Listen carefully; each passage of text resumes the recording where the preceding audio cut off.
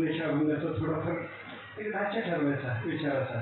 त्या ढाचा ठरवल्याच्या नंतर मग त्याच्यात उदाहरणं प्रमाणं वगैरे विचार मी करत होतो आणि मग नंतर दुसऱ्या दिवशीचं बोलणं असायचं. एका दिवशी हे आले नाही तर माझा मी विचार केला.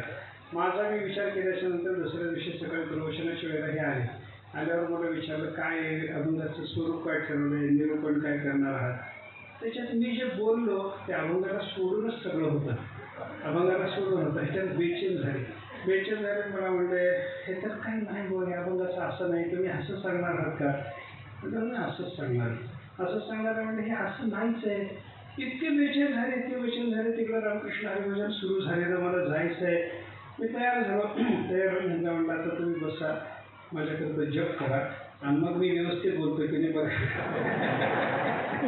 मग मी जाऊन बोलायला सुरुवात झाल्याच्या नंतर 15 मिनिटापर्यंत हे दारात उभे राहून बेचैन, माझ्या बैठकीच्या दारात उभं राहून व्यासपीठाकडे बेचैनीनं बघत होते.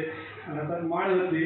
पण मी जे बोललो ते मी चिंतन करून जे गेलो होतो ते काहीच मला बोलावं वाटलं नाही. मी दुसरं बोललो आणि जे दुसरं बोललो ते बोललेलं इतकं भावलं की घरात आल्याबरोबर मला त्याने आलिंगन देऊन सांगितलं हे फार छान झालं. म्हणजे जाता आठवली म्हणून सांगितले, नाहीतर तत्यांनी बोलताना मी बोलावं हे काही जुगलबंदीचं भाषण नाही.